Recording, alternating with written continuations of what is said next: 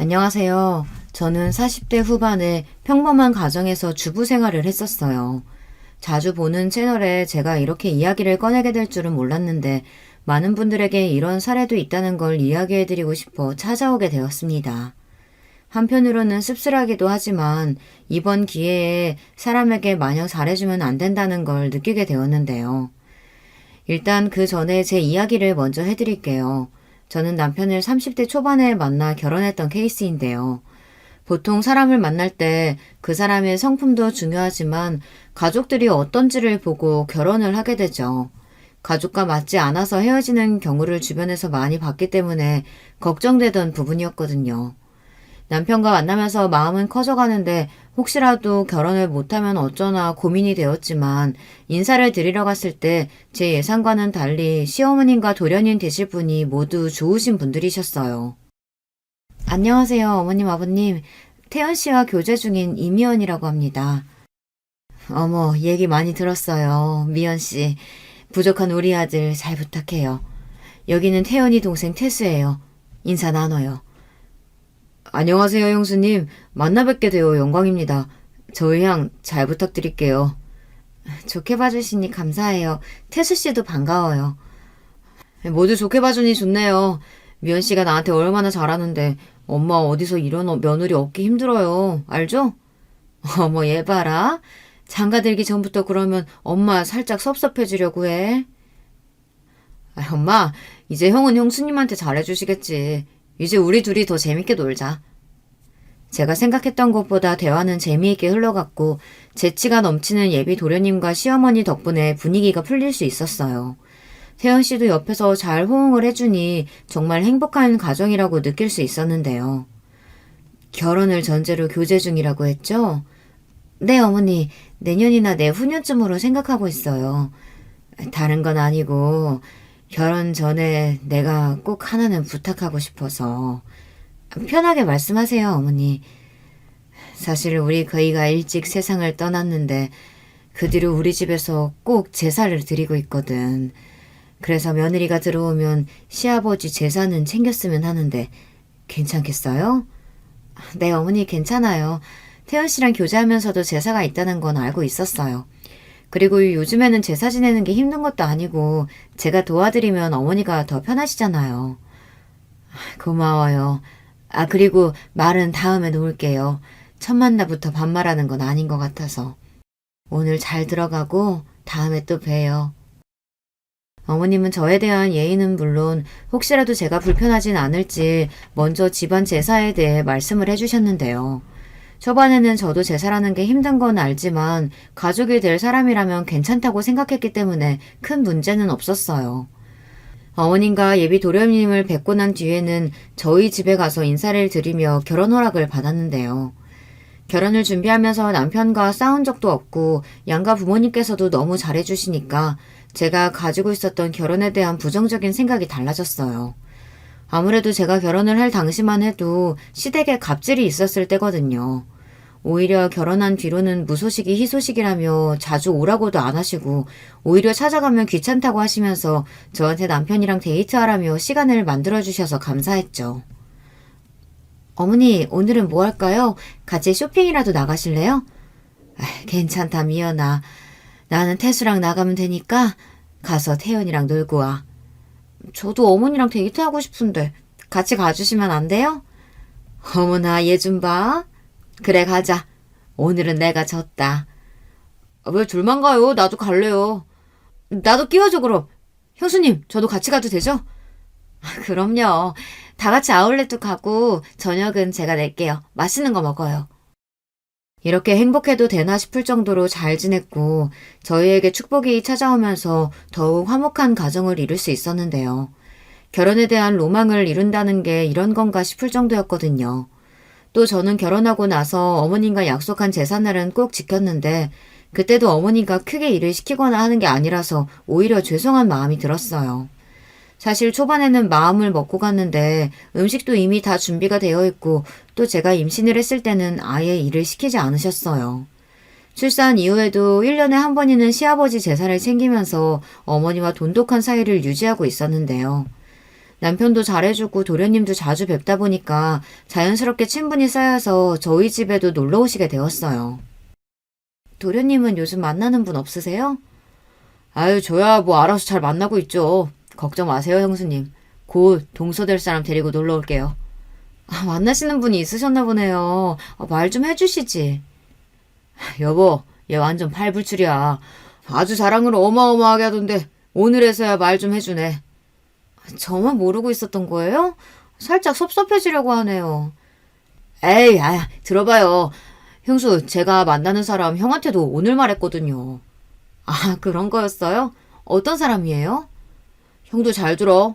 형수, 제가 만나는 사람 미스 코리아 출신이에요. 엄청 예뻐요. 그리고 착하고 저랑도 개그 코드도 잘 맞아서 이 사람 아니면 안 되겠다 싶을 때가 많아요. 도련님이 결혼하실 때가 되셨나 봐요. 그런 마음 들면 꼭 잡아야 한다던데. 자, 정말 예쁘죠? 눈도 크고 오목조목하게 생겨서 하는 짓도 너무 예뻐요. 와, 정말 미인이신데요? 다음번에 한번 소개시켜주세요. 그래도 난 우리 여보가 최고다. 기분 좋으니까 한잔하자. 그날은 도련님께서 만나시는 분이 있다며 저희에게 만나는 사람이 있다고 말씀을 해주셨는데요. 사진으로 봤을 때 정말 예쁘셨어요. 성격도 좋다고 하시니 안심이 되더라고요. 저도 내심 도련님께서도 좋은 짝을 만나셨으면 했는데 다행이다 싶었죠. 그 뒤로는 저희에게 실제로 소개를 해주었어요. 사람이 정말 이렇게 이쁠 수가 있나 싶었는데 그 전에 말씀드렸던 것처럼 괜히 미스 코리아가 아니구나 싶더라고요. 첫인상은 누가 봐도 예쁜 이목구비에 몸매까지 좋으니 자연스레 눈이 갈 수밖에 없는 사람이었어요. 첫 만남 때도 너무 예뻐서 놀랐는데 성격도 시원시원해서 사람을 정말 잘 만났다고 생각하고 있었거든요. 처음 만났을 때는 예의 있는 모습을 보고 얼굴도 예쁜데 성격까지 좋아서 정말 다 가진 사람이라고 생각했는데요. 좋은 관계를 이어오다 2, 3년이 지난 뒤 도련님도 결혼하시면서 제 동서가 생긴 것이었어요. 근데 제가 생각했던 것과는 다르게 결혼한 이후에는 다른 모습을 보여주어 당황스러웠는데요. 어떻게 보면 저희 집안에 손 아래 동서가 들어온 거잖아요. 저는 이전에 만났던 경험이 있어서 성격은 어느 정도 알고 있는 터라 사실 크게 걱정하진 않았는데 문제는 제사 때마다 생기게 되었어요. 어느 순간부터 그런 부분들을 회피하는 게 느껴졌는데 저 또한 아직도 어려운 부분이기도 하고 그래도 한 번뿐인 시아버지 제사인 만큼 신경을 써야 한다는 것도 제 마음이었거든요.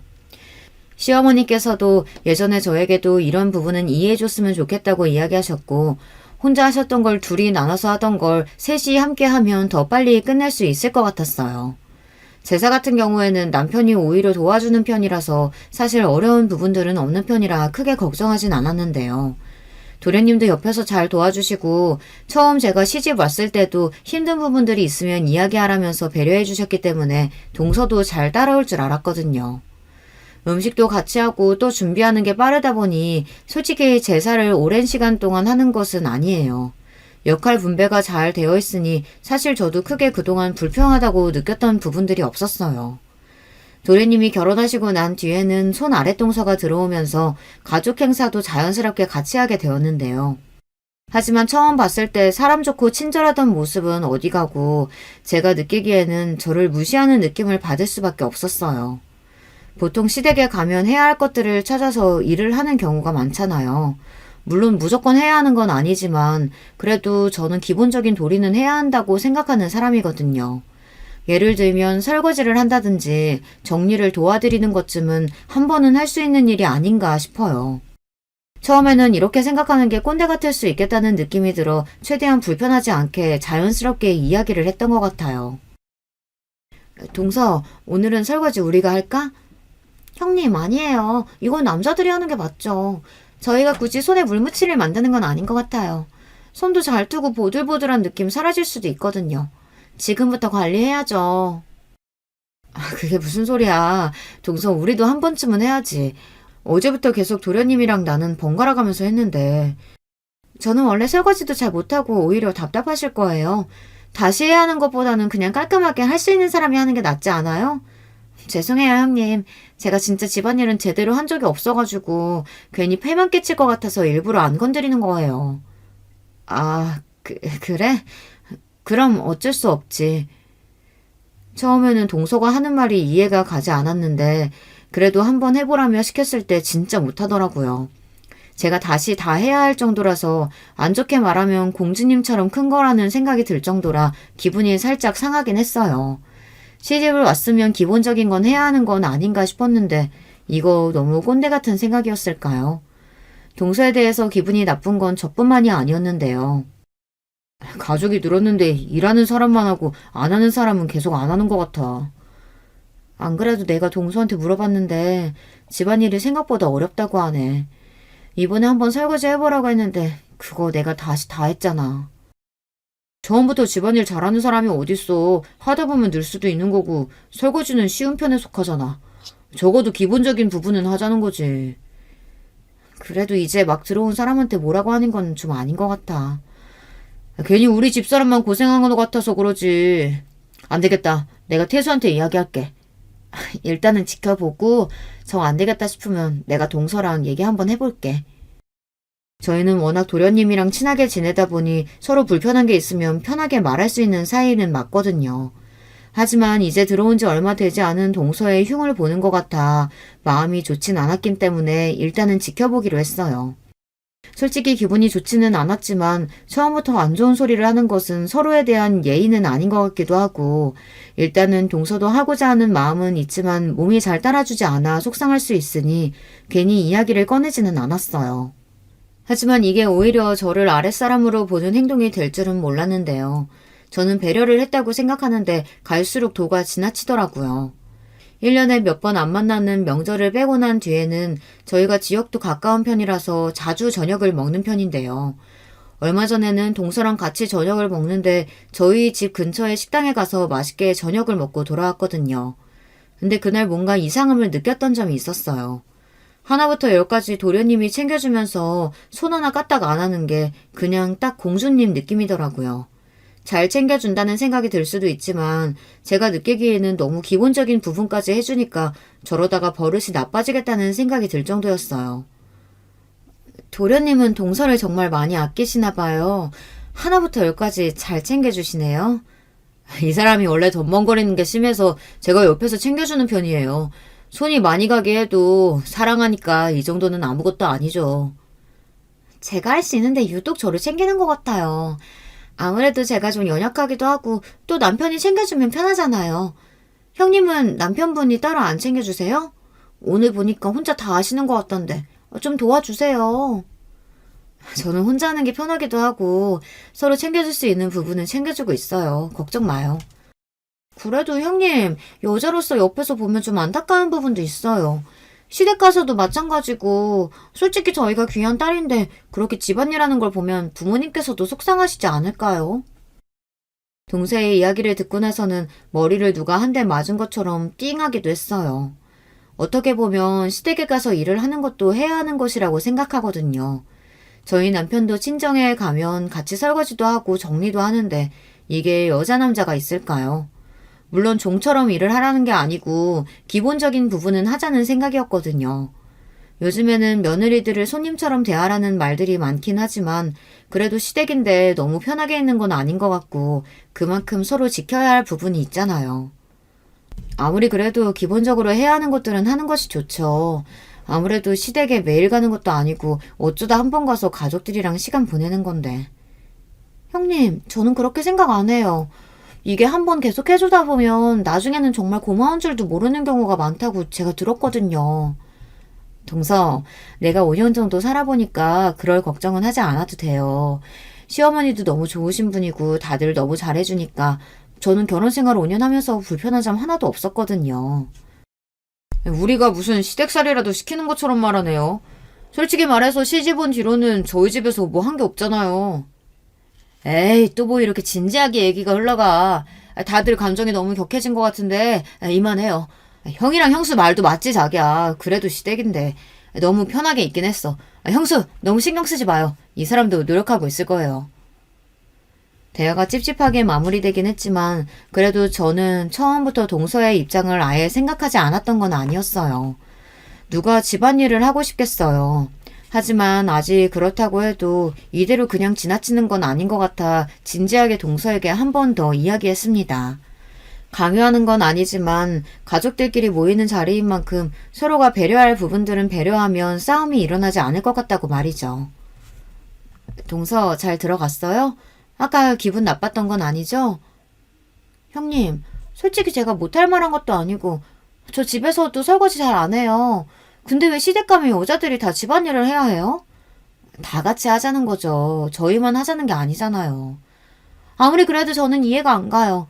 저는 시집 오기 전에도 손톱에 피부 관리 받으면서 자유롭게 살았는데, 그리고 시댁도 너무 자주 가는 것 같아요.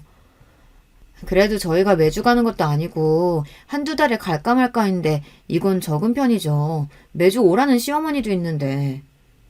형님, 제가 조심스럽게 말씀드리는 건데요. 저희가 가서 꼭 집안일을 해야 하고 그런 건 아니에요. 그동안 결혼 생각을 하시면서 가스라이팅이라도 당하신 거 아니에요? 동서의 말에는 가시가 있었고 저는 그 말을 듣고 참을 수가 없었어요. 그렇게 좋으신 분이 저희 시어머니라는 게 좋고 도련님과 남편도 모두 잘해주는데 동서가 단면적인 부분만 생각하고 말하는 것 같았거든요. 더 이상 말이 통하지 않아 그 뒤로는 쉬라고 하고 더 이상 말을 꺼내지 않았어요.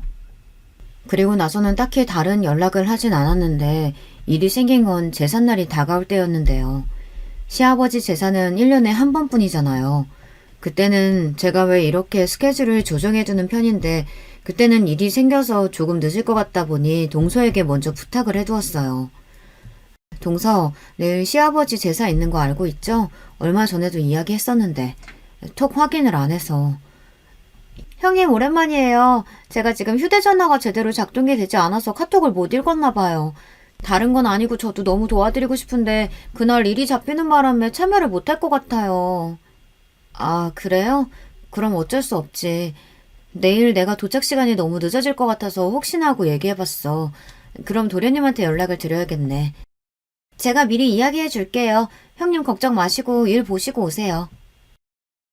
굳이 트러블을 만들고 싶지 않았기 때문에 그동안에는 제가 이해하고 넘어갔지만 갈수록 너무 심하다는 생각이 들어 결국 한마디를 할 수밖에 없었는데요. 분명 말을 해준다던 동서의 말과는 다르게 제가 도착했을 땐 도련님이 모르고 계시더라고요. 형수, 오늘은 왜 이렇게 늦었어요? 이런 적 처음인데 이제 몇 년 됐다고 소홀해지는 거 아니에요? 아, 또 말을 그렇게 해요. 오늘 바쁘다고 동서한테 미리 말해놨는데 못 들었어요? 엥? 오히려 저한테는 더 일찍 올 것 같다고 제가 할 일도 다 하신다고. 그래서 저 일부러 늦게 왔어요. 그럼 이거 다 어머님이랑 태원 씨가 한 거예요? 내가 어머님께는 말씀드렸고 태수는 늦게 와서 내가 전화로 말해줬어. 많이 바쁘면 오늘 쉬라고 할 걸 그랬네. 고생했다 미연아. 의사소통에 문제가 있었나 보다. 늦었으니 일단은 마저 준비하자. 저는 분명히 동서에게 말을 전했는데 잘못 알아들은 건가 싶어서 다음번에는 제대로 말을 해야겠다 생각했어요. 하지만 제사 이외에도 동서는 가족 모임에 참석하지 않는 일이 늘어났는데요. 마치 일부러 빠지는 느낌이 들었어요. 또다시 돌아온 제사 때도 동서는 불참하겠다며 저한테 연락을 해왔어요. 동서, 아무리 그래도 1년에 한 번 있는 제사는 빠지는 건 아닌 것 같아. 늦게라도 와서 참석해. 저 진짜 안 돼요, 형님. 예전부터 잡혀있던 약속이라서 취소도 어렵고 늦게도 못 가요. 이번 한 번만 부탁드려요. 내가 그동안 동서한테 말은 안 했는데 도가 지나치다고 생각하지 않아? 형님, 그래도 제가 아예 안 갔던 것도 아니고 한두 번 빠진 거 가지고 너무 심하신 거 아니에요? 한두 번의 문제가 아니라 아무것도 하지 않는 것도 문제인 거야. 동서 온다고 해서 도와주는 것도 아니고 와서 핸드폰만 하다가 가잖아. 나 그동안 많이 참았어. 시어머니 앞에서도 대답은 건성건성하잖아. 사람 무시하는 것도 아니고. 형님, 듣자 하니까 말이 너무 심하신데요? 제가 뭘 아무것도 안 했어요. 막말로 시댁 식구들 자주 봐서 뭐해요. 결혼하고 둘이 잘 살면 되는 거지. 한번 심하게 이야기를 하고 나니 미안하다고 말할 줄 알았거든요. 하지만 오히려 동서는 적반하장으로 그럼 본인이 가서 뭘 해야 하느냐며 말하더라고요. 당황스럽기도 하고 그동안 저를 얼마나 깔보고 있었는지 느낄 수 있었는데요. 그래도 제가 손윗 사람인데도 불구하고 대드는 느낌만 들더라고요. 좋지 않은 채로 시댁에 찾아가서 음식을 하는데 제 표정이 안 좋아 보였는지 어머니께서 먼저 물어보셨어요. 무슨 일 있었니? 얼굴이 너무 안 좋은데. 아니에요, 어머님. 요즘 피곤해서 그런가 봐요. 오늘도 일 때문에 살짝 늦어서 얼른 하고 집에 가서 쉬면 될 것 같아요. 그래? 네 동서는 오늘도 안 온다니? 요 근래 통 연락도 없고 무슨 일 있는 건 아니겠지? 아니에요, 엄마. 요 근래 일도 많아지기도 했고 저도 요즘 좀 이상하게 느껴지긴 하는데 그래도 어쩌겠어요. 저는 도련님의 말을 듣고 의아했어요. 두 사람이 부부인데 동서 일을 잘 모르는 느낌이 들더라고요. 여자의 촉이라고 하죠. 분위기가 좋지 않은 것 같아 자연스럽게 제사 후 정리하며 도련님께 물어봤어요. 도련님, 요즘 안색이 안 좋으신데 무슨 일 있으세요? 아니에요, 형수. 그냥 결혼하고 나서 마냥 행복할 줄 알았는데 그것도 아니네요. 동서랑 싸웠구나. 아유, 도련님, 저희 부부도 요즘 많이 다투고 그래요. 그래도 제사 안 오고 그러는 건 뭐 바쁜데 어쩌겠어요. 저도 말해봤는데 더 이상 할 말이 없더라고요. 그 사람 지금 여행 중이에요. 일이 아니고. 네? 그게 무슨 소리예요? 처음에는 저도 믿었어요. 제사날만 되면 회사에서 바쁘다고 하고 출장 간다고 했는데 제가 SNS를 안 하잖아요. 심심해서 깔아봤는데 그동안 여행을 다녔더라고요. 도련님의 말을 듣고 나선 이해를 할 수가 없었는데요. 그동안 동사가 거짓말을 하고 여행을 다닌 거라고 이야기를 하니 충격이 꽤 큰 편이었어요. 그러면 그동안 일부러 그런 건가 싶기도 하고요. 그럼 그 부분에 대해서 동서랑 이야기해 본 적 있어요? 아니요. 몰래 본 게 민망하기도 하고 사실 인정하고 싶지 않아서 안 물어봤어요. 여행은 누구랑 간지 알아요? 느낌은 친구랑 간 것 같은데 아니면 제가 감당하기 힘들 것 같아서 더 보지는 않았어요. 아무래도 도련님이 SNS를 하지 않다 보니 개인 계정에다가 동서가 글을 올린 것 같았어요. 저도 딱히 SNS에 관심이 없다 보니 예상하지 못했던 일이라 일단은 도련님께 동서랑 이야기를 해보라고 했어요. 저도 집으로 돌아와서 SNS를 통해 확인해 보니 정말 여행을 간 건 맞는 것 같더라고요. 이번에만 간 건 아니었고 꽤나 자주 여행을 다니는 것 같은데 도련님 사진은 하나도 없었어요. 보통 부부들은 여행 가면 인증사진으로 서로 사진을 찍어주기도 하고 커플 사진을 올리기도 하잖아요. 근데 그런 거 전혀 없이 오히려 솔로라고 생각이 들 정도로 사진에 달린 말들도 모두 혼자 가는 듯한 느낌이 많았어요. 아무래도 동서가 미스코리아 출신의 예쁜 외모를 가지고 있다 보니 누구나 선호할 만한 인상이라 그런 것 같다는 생각이 들었어요. 댓글은 물론 팔로워도 많은 편이었는데 그동안 운영해오고 있다는 것은 전혀 모르고 있었던 터라 게시글을 보니까 날짜도 체크해보니까 행사가 있을 땐 꼭 나간 것 같았어요. 다음날 도련님께 물어보니 본인은 이번 일을 모른 척하고 일단 한 번은 넘어가겠다고 말을 해주더라고요. 하지만 저는 이게 쉽게 지나갈 문제가 아니라며 도련님께 정신을 차리라고 한 번 더 생각해보라고 했어요. 그리고 혹시 모르니 그 내용들을 모두 제 파일로 옮겨놓고 SNS를 보다가 예상치 못하게 동서가 불륜을 하고 있다는 것도 알게 되었어요. 저는 거기서 큰 고민을 할 수밖에 없었는데요. 사실 이런 부분을 알면 바로 알려줘야 한다고 생각하고 있었는데 한 가정의 일이다 보니 이걸 어떻게 해야 할지 막막했어요. 제 성격 자체가 다른 사람에게 안 좋은 말을 전하는 걸 못하기도 하고 팔로워를 건너 보다 알게 된 것이었는데 그건 누가 봐도 동서와 다른 남자가 함께 다정한 모습으로 사진을 찍었더라고요. 댓글로도 애정 표현을 주고받는 것을 볼 수 있었는데요. 혹시 몰라서 이것도 자료로 남겨두었거든요. 이 부분을 누구에게 나눌까 싶어서 친구들에게 제 얘기가 아닌 것처럼 이야기를 해보았는데 무조건 알려야 된다는 의견이 많았어요. 그리고 저도 친구들에게 물어보다 보니까 가정을 소홀하게 하고 다닌 게 사실상 와이프로서는 좋지 않은 사람인 것 같더라고요. 물론 저도 결혼하고 나서 부족한 부분들이 있긴 하지만 기본적인 부분도 하지 않은 채 바람까지 핀 동서를 용서할 수 없었어요. 그래서 그 뒤로는 진지하게 도련님과 남편이랑 셋이 만나 이야기를 나눠봤는데요. 당사자에게 알리기 이전에 도련님의 의견을 묻고 싶었어요. 도련님이 충격적이실 수 있지만 이걸 제가 알고도 모른 척하는 게 더 나쁜 것 같아서 알려드리려고요. 무슨 일인데 저 혼자 나오라고 한 거예요? 안 그래도 제가 SNS 통해서 알아봤는데 연애 계정도 따로 가지고 계신 것 같아요. 지금 제 와이프가 불륜이라도 한다는 소린가요? 형수, 아무리 저희가 친해도 이런 장난은 재미없어요. 나도 처음엔 못 믿었어. 근데 와이프가 모아둔 자료 보니까 맞더라. 충격적이겠지만 우리 현실적으로 생각해야 돼. 사실 저도 어느 정도 알고 있던 부분이긴 해요. 직접 이렇게 마주하고 보니까 더 상처네요. 도련님 입에서 나온 대답은 생각했던 것보다 더 충격적이었는데요. 이미 본인도 동서의 불륜 사실을 알고 있던 것이었어요. 그리고 저희에게 그동안의 일들을 말해주더라고요. 도련님도 처음에는 동서가 외적으로 끌린 건 맞지만 착한 심성에 마음이 들어 결혼까지 하게 되었다고 말을 해주었는데요. 결혼하고 나서는 생각했던 것보다 더 손이 많이 가고 스스로 해야 할 것들을 아무것도 하지 않는 사람이었다고 해요. 연애 시절 때야 좋아하는 사람이니까 챙겨주는 게 당연했지만 집에 돌아와서 청소가 안 되어 있는 모습을 보거나 설거지가 그대로인 것을 보면서 이야기하면 본인은 귀한 집 딸인데 어떻게 이런 일을 시키냐면서 가정부라도 쓰라는 말까지 했다고 해요. 여보, 집에 있으면 집안일도 좀 하고 치워두지 그랬어. 집안에 음식물 냄새가 가득하네. 아, 오빠, 바빠서 그랬어. 당신이 좀 해주라.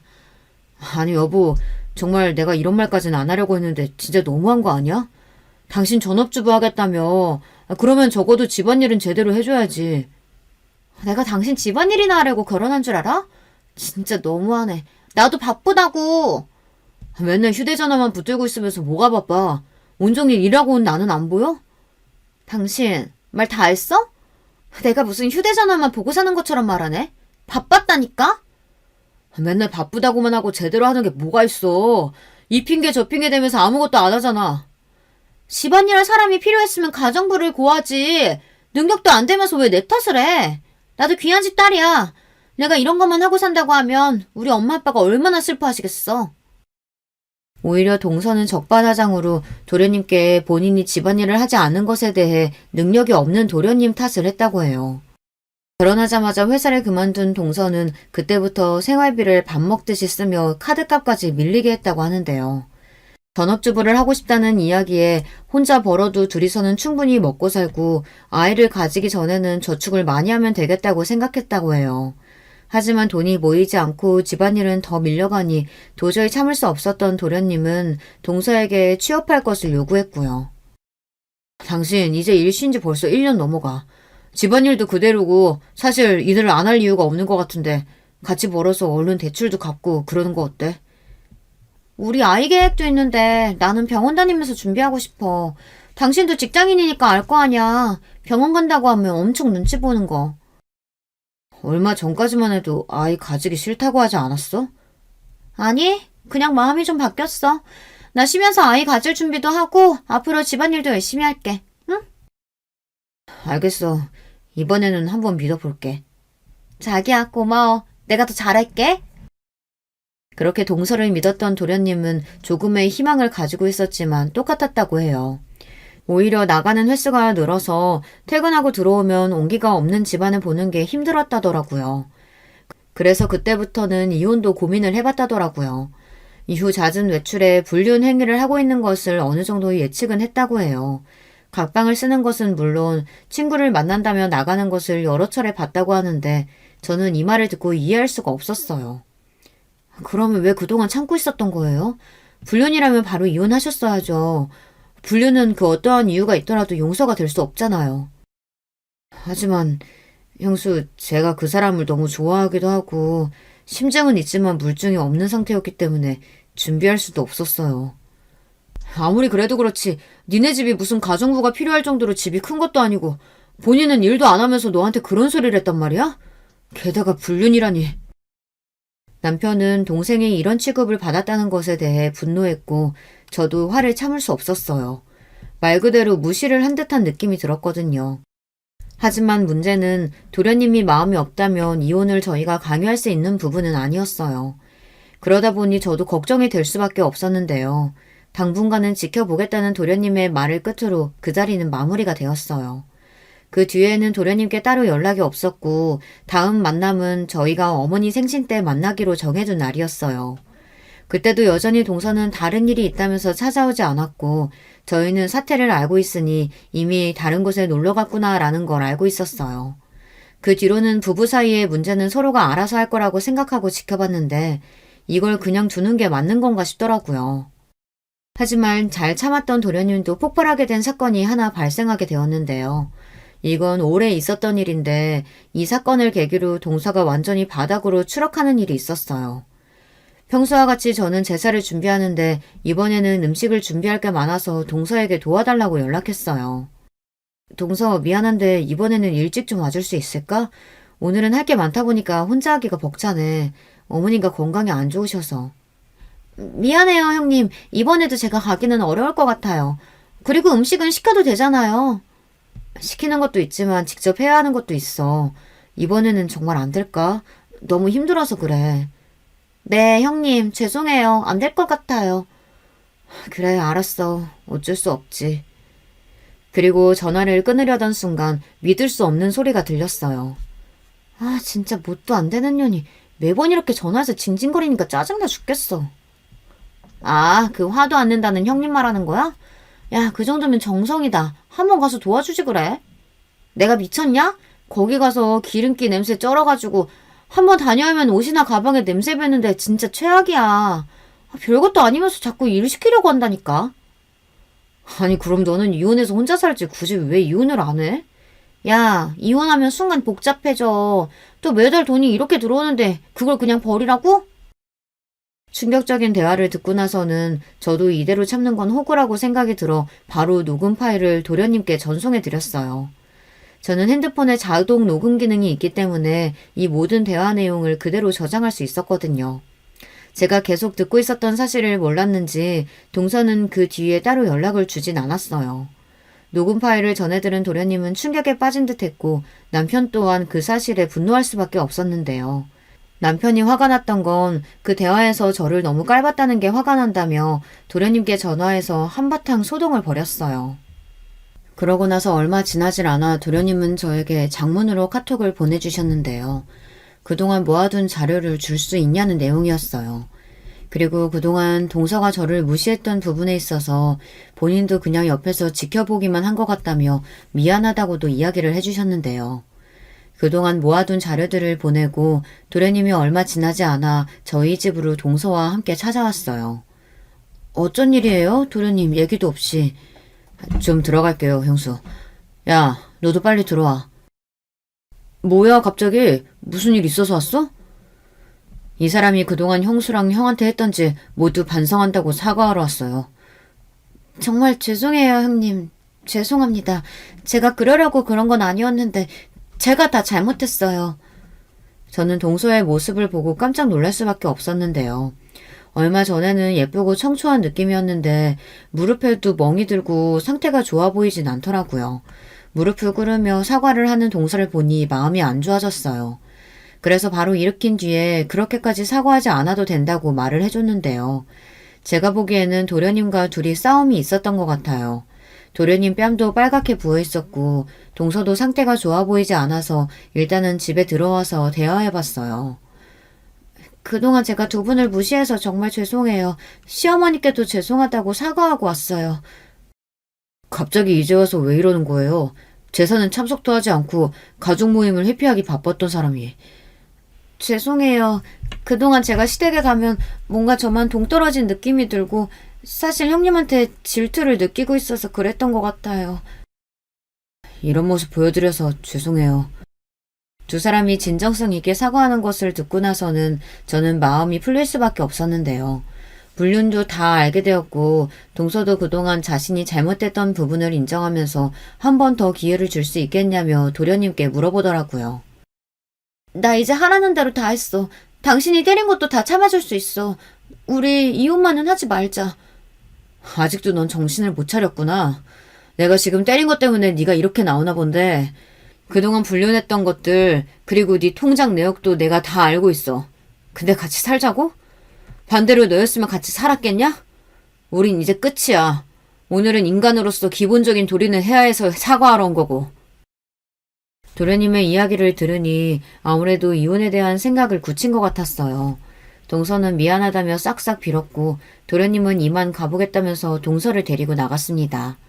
저에게는 충격적인 일 중 하나였는데 두 사람의 관계는 다행히 잘 정리가 된 것 같더라고요. 사실 도련님께서 그렇게까지 나오실 줄은 몰랐는데 멍이 든 모습을 봤을 때 두 사람 사이에서 몸싸움이 있었다는 것을 알 수 있었고 한편으로는 안쓰러운 마음도 들었던 것 같아요.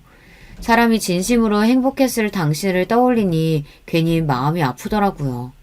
집으로 돌아간 도련님은 저희에게 또다시 장문의 카톡으로 동서와는 정리하기로 했다고 조만간 다시 찾아오겠다고 이야기를 해주었어요. 사람의 인상이라는 게 한치 앞도 모른다고 했지만 성격도 좋고 예뻤던 동서는 내면에서 저희를 욕하고 또 무시하는 마음을 가지고 있었기 때문에 저희 가족과 더 가까워질 수 없었던 거 아니었을까요? 사실 그동안 도련님이 많이 참기도 했고 생활비만 해도 한 달에 3,400은 기본으로 사용했다고 하더라고요. 근데 사실 생활비가 아닌 개인적인 돈으로 300만 원에서 400만 원이면 그것도 무시하지 못하거든요. 시어머니께서도 도련님의 이야기를 듣고 저희에게 전화를 하셨는데 오히려 반응이 더 대박이었어요. 얼마 전에 태수 왔다 갔다며 너희는 괜찮니? 네, 두 사람 정리한다고 저희한테 카톡도 왔어요. 그동안 사실 걔 와이프가 잘했던 건 아니잖아요. 게다가 불륜이라니 말도 안 되죠. 태수만 오히려 불쌍하게 됐어요. 나도 오히려 잘 됐다고 생각한다. 너희한테 말은 안 했지만 나한테도 전화해서 이것저것 요구하는 게 많았거든. 너희가 걱정할까봐 말은 안 했지만 식기세척기 사달라, 뭐 사달라, 가전제품이나 금전적으로 요구할 때가 많았어. 어머니한테요? 어떻게 전화해서 그런 부분까지 해달라고 할 수가 있어요? 그동안 어머니께서도 고생하셨어요. 결혼 전에도 제사에 대해서 말을 안 했던 것도 아닌데 일부러 더 얘기하진 않았어. 괜히 태수한테 불똥 튈까봐. 그래서 더 미연애한테 미안하더구나. 저는 괜찮아요. 어머님 솔직히 제사 때 많이 힘든 것도 아니고 종종 일 많을 때만 도와달라고 했던 것이었는데 동서도 그렇게까지 할 생각은 없었을 거예요. 당신은 아직도 걔 감싸고 도는 거야? 아니 그동안 해왔던 행실을 봐. 미스코리아 출신이면 다야? 성격이나 매너가 하나도 없는데. 저는 평화주의자이기 때문에 이런 대화 속에서도 동서가 한편으로는 안쓰러운 마음이 들 수밖에 없었는데요. 하지만 이것도 제가 동서에 대해서 어느 정도는 좋은 마음을 가졌을 때 이야기이고 이후에는 저도 완전히 동서에게 등 돌리는 사건이 벌어졌어요. 오늘 이렇게 부른 건 그동안 아버지 제사 이어온 우리 미연이 위해서 내가 준비한 게 있어. 저한테요? 안 주셔도 되는데. 뭔데요? 저희는 처음 듣는 소린데. 미연이한테 내가 가지고 있는 아파트 한 채 줄까 생각 중이야. 압구정에 있는 거 말씀하시는 거예요? 그거 그냥 판다고 하셨잖아요. 너희 아이도 커가고 있고 갈수록 큰 집 필요할 텐데 그냥 거기서 살면서 제사도 그쪽에서 지내도록 하자. 음식하는 업체도 그 근방이라서 배달도 빠르게 될 거야. 너무 갑작스러운데 그렇게 큰 거 주지 않으셔도 돼요. 저 정말 괜찮아요. 제사도 좋은 마음으로 한 거거든요. 내 마음이라고 생각하고 받아다오. 그동안 힘든 내색 하지 않고 매년 제사 챙겨주면서 도와준 모습에 감동했단다. 어차피 해야 하는 일인데요. 이렇게까지 안 해주셔도 돼요. 정말이에요. 형수, 엄마 말이 맞는 것 같아. 그동안 얼마나 고생했어요. 혼자 동서가 들어와도 도와주지도 않는데 그 정도는 받을 자격 돼. 시어머니가 저를 위해서 건물을 준비하셨다는 이야기를 듣고 솔직히 처음에는 좋은 감정보단 부담스러운 마음이 더 컸던 것 같아요. 적은 금액도 아니고 물론 서울 중심보다는 아니지만 요즘 압구정동 엄청 비싼 편이잖아요. 어머니께서 가지고 계셨던 아파트 같은 경우 주변이 학세권으로 되어 있고 입지도 좋은 편이라서 평가가 괜찮은 편이었거든요. 알고 보니 시아버지께서 생전에 남기고 가셨던 유산이라고 해요. 남편이랑 이런 부분을 상의해봤는데 엄마가 좋은 마음으로 주시는 거니까 받아도 된다고 이야기했어요. 저는 이때까지 어머니가 건물을 소유하고 계신 줄도 몰랐고 그리고 알고 보니 도련님도 건물을 가지고 계시더라고요. 나중에 동서가 이 부분을 알고 재산분할 요청을 했지만 동서가 잘못한 게 많다 보니 다행히 모두 도련님 명의로 잘 유지가 되고 있다고 해요. 유책 배우자였던 동서는 결국 제대로 받은 것 하나 없이 집 밖으로 나가게 되었는데요. 오히려 도련님은 홀가분하다고 말씀하시더라고요. 저도 건물을 받기로 하고 시어머니께 감사하다며 앞으로는 재산은 저희 집에서 드리기로 했는데요. 이 얘기를 어떻게 알았는지 이혼했던 동서가 저한테 연락을 해왔더라고요. 알고 보니까 도련님께서 네가 제사를 제때 드리기만 했어도 저 아파트는 네 것이었을 텐데 복을 걷어찼다며 이야기한 걸 듣고 저한테 연락을 했던 것이었어요. 솔직히 형님 다 알고 계셨죠? 그렇게 제사 지내면 건물 받을 거 알고 노력하신 거잖아요. 그게 무슨 소리야, 동서. 오랜만에 연락 와서 왜 갑자기 나한테 시비를 걸어. 어머님이 내가 제사 열심히 도와드려서 주시는 건 맞아. 하지만 이걸 결혼 전부터 알고 있진 않았어. 순진한 척도 작작하셔야죠. 이왕 이렇게 된 거 그냥 얘기 다 하고 끝낼게요. 뭐라고? 지금 말 다 했어? 솔직히 형님이 모르셨다면 그렇게 헌신적으로 일을 하실 수 있으셨을까요? 이미 알고 계셨으니까 그렇게 하신 거였겠죠. 너무 속물 아닌가요? 인생 그렇게 사는 거 아니에요. 형님, 저도 알았으면 이렇게 안 했죠. 야, 너도 말 나온 김에 얘기하는데 그럼 그동안 네가 열심히 하지 그랬어? 네가 네 복을 걷어차놓고 왜 나한테 와서 지랄하는지 모르겠지만 앞으로 볼 일 없는데 연락하지 마. 저도 모르게 속마음이 나와서 동서에게 내뱉고 그날 표정이 안 좋으니 남편이 저에게 물어봐서 이 내용을 있는 그대로 이야기를 해주었는데요. 도련님께서는 씁쓸한 표정으로 역시 돈을 보고 시집 온 게 맞는 것 같다고 말해주었어요. 도련님이 다른 사람들보다 벌이가 좋기도 하고 그만큼 능력이 좋으신 분이셨는데 그래서 전업주부를 한다고 했을 때 별다른 반대를 안 했다고 해요. 근데 그렇게 배려를 해주었는데 이렇게 일이 되어버리니 도련님을 보면서 안타까운 마음이 들기도 했어요. 오히려 지금은 더 편해 보이시는 것 같아서 안심이 되기도 했는데 동서는 이혼 이후로 계속 전전긍긍하며 취업도 못한다는 소식을 들었어요. 계정도 폭파했는지 더 이상은 보이지 않았고요. 그동안 도련님이 동서에게 못해준 것도 아니었는데 사람을 진심으로 대하기보다는 단순히 돈만으로 생각했던 것 같아요. 좋은 일을 하면 그만큼 복이 따라온다고 하는데 저는 그 말이 맞다고 믿어요.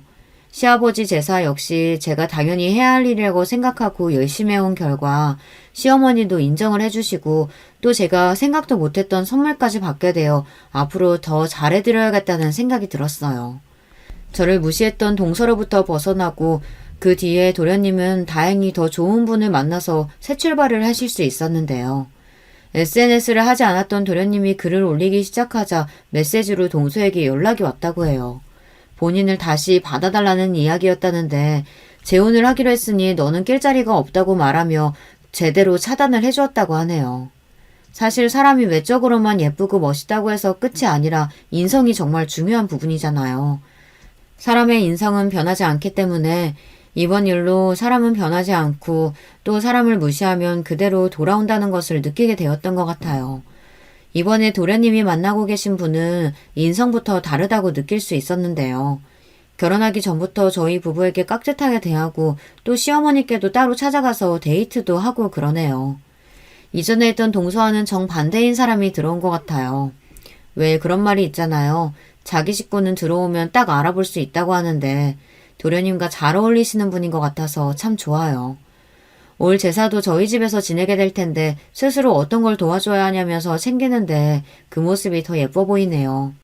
마치 제가 처음 시집 왔을 때 이것저것 알려달라고 하던 모습이 생각나고 어머님도 저를 보셨을 때 이런 기분이셨을까 싶기도 하고요.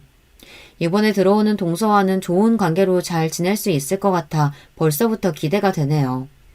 시아버지의 제사를 소홀하게 하지 않고 잘 챙겨서 받았던 압구정 아파트도 계속해서 값이 오르고 있고 얼마 전에는 두 번째 축복이 찾아와서 출산을 준비하고 있는데요.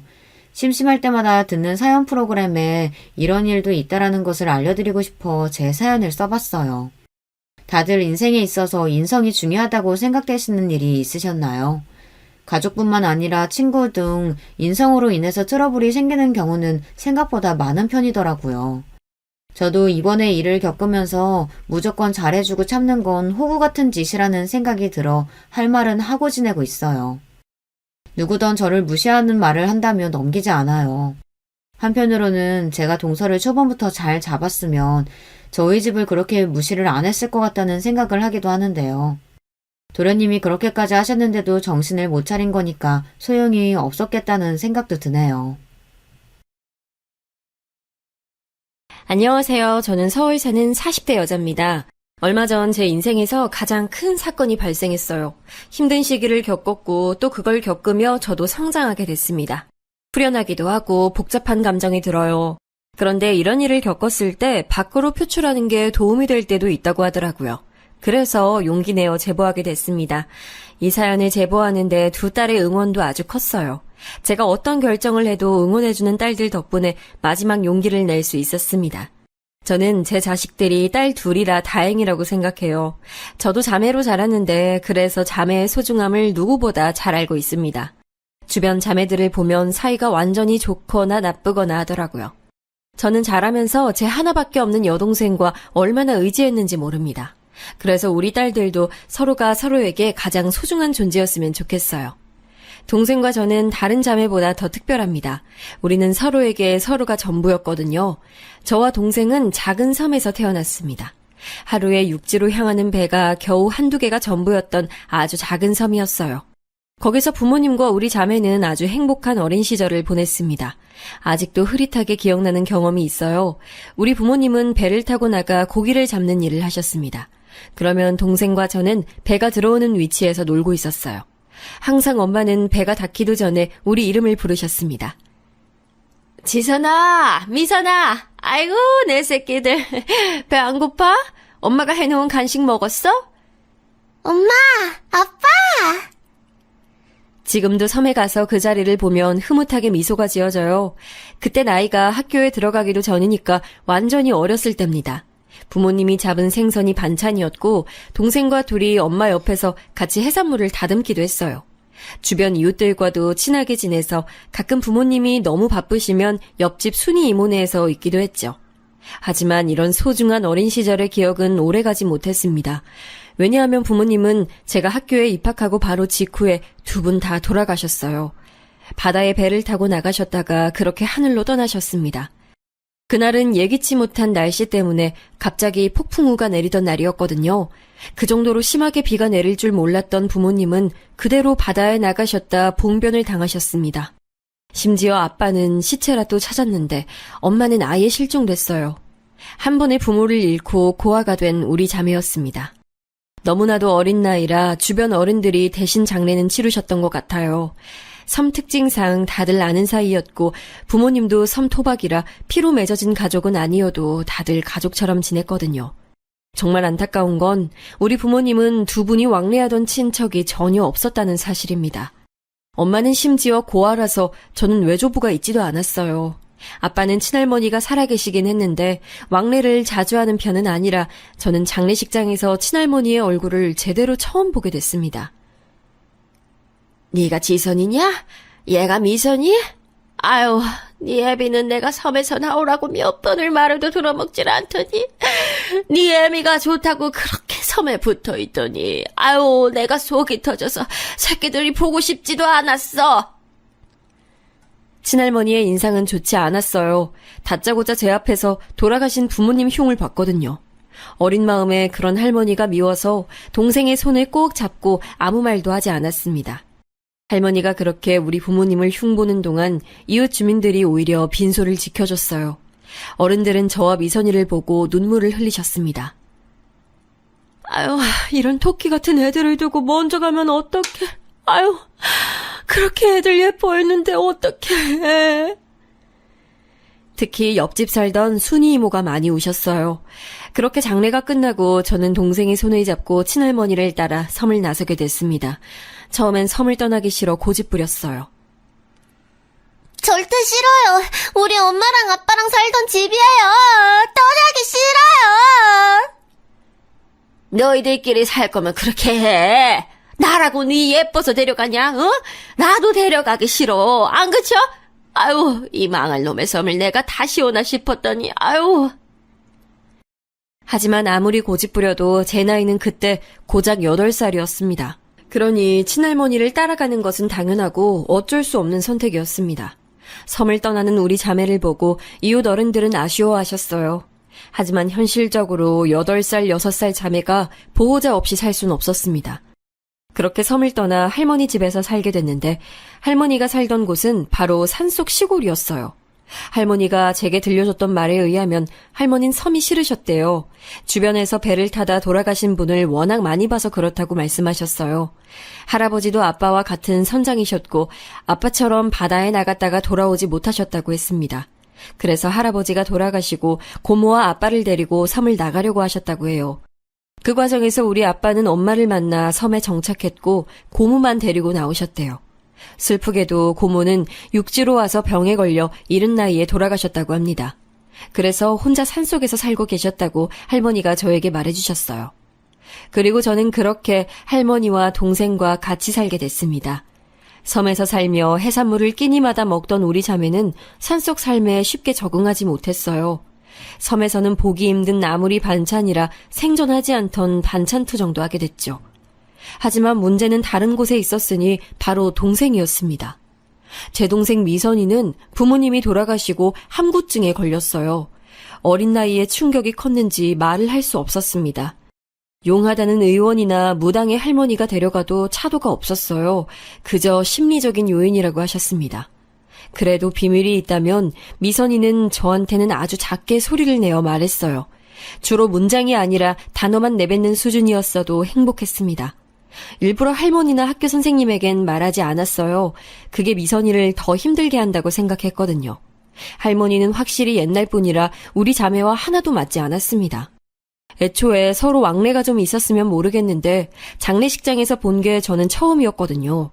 갓난아기 때 봤던 기억이 있다던데 당연히 저는 기억하지 못했죠. 그리고 가장 중요한 건 할머니는 우리 엄마를 너무 싫어하셨습니다. 이미 하늘에 간 엄마를 어찌나 제 앞에서 욕하던지 나중엔 듣기가 싫어서 집을 뛰쳐나가기도 했어요. 네 애미만 아니었어도 내 아들이 빨리 가지 않았을 텐데. 아유, 그 여자가 뭐가 좋다고 섬에 남았다가 봉변을 당해. 할머니는 특히 아빠가 돌아가신 날이 다가오면 정도가 심해졌습니다. 그래서 그럴 때마다 일부러 학교가 끝나도 집에 바로 가지 않았어요.